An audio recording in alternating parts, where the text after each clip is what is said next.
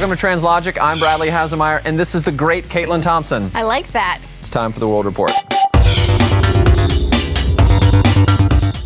In this edition of the report, we're going to check out the announcement of the new Chevy Volt MPV5 concept. GM showed off this 5-passenger vehicle at the Beijing Auto Show this spring. Now, GM is calling it a crossover, but it's more like the minivans that are popular overseas. This is the newest application of the plug-in hybrid electric Voltec powertrain, and while a people mover might not be the most exciting or sexy car in the world, it makes a lot of sense to use the tech here, especially with all the extra space for batteries. Right. Now, typically hybrids offer the most fuel economy improvement when tooling around the city. At low speeds, they can run on pure electric, and their kinetic energy return system is useful in traffic. Moreover, when you're stuck at a red light, most hybrids shut down during idle. Minivans get decent mileage on the highway once they get going, but in the city they really struggle, so this tech would address the worst part of owning a minivan. I just hope I look more B.A. Baracus and less soccer dad. All this month we've been looking at the DeLorean, and while the car has importance way beyond its pop culture impact, we can't ignore its place in the film Back to the Future, where a generation was introduced to it. I got to check out one and investigate this quirky subculture of car geeks. So you know there's a ton of DeLorean enthusiasts, but today we're going to look at a special breed, the Back to the Future time machine breed. What motivates someone to do this? I just loved that movie. It just came out right at the right time. I was I was 10. I was also a big Star Wars fan, but Lucas managed to completely ruin that for me. So yeah. This remains true, so. Well, and arguably it would be difficult to rebuild a Death Star. All right, so there's like, 10 to 20 of these? Yeah, I mean, there's more all the time. What makes them different? It comes down to accuracy is what you're looking for. The problem with this is, just in the first movie alone, there were 3 different cars.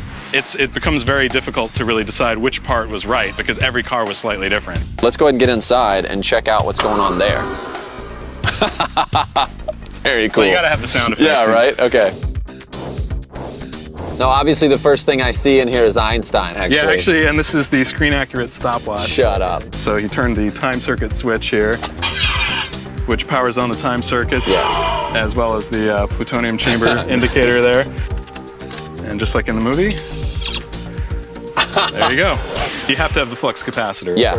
What's going on with the detailing here? I had Gary build me this car, as his intention to detail is just insane. There's a shot in the making of where you can actually read what these labels said. Okay. And I'm pretty sure he printed that out and traced it and actually made these labels. Can I put some plutonium in the car? Can I actually Yeah, I guess it's safe enough. Yeah, we got some over here. Why don't you come around, we'll get it out.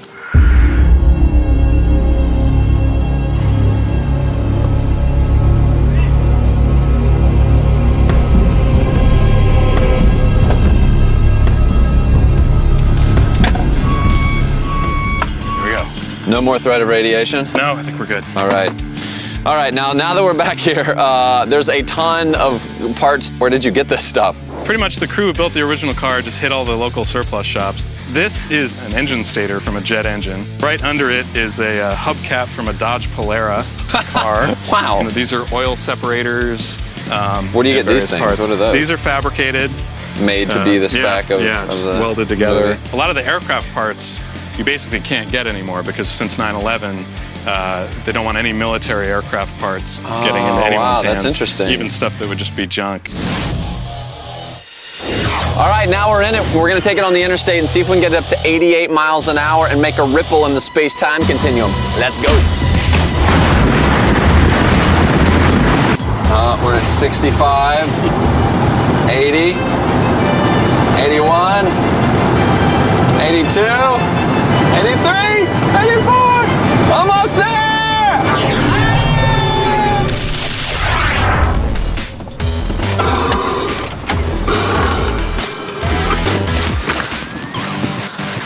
Dude, that was amazing.